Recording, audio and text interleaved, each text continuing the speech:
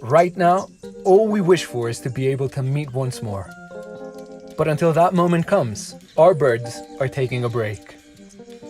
They've taken to the skies, flying over our mountains, wetlands, forests and cities, waving at us from the distance.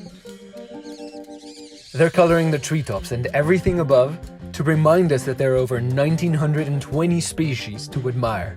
And they're preparing for that moment when you'll be able to come back in awe to the country that is home to nearly 20% of the world's bird biodiversity, as well as more than 80 endemic species, and that has led the global Big Day competition for 4 years in a row, registering 1,574 species sightings in 2019 alone, and achieving the first place once more in 2020's virtual edition.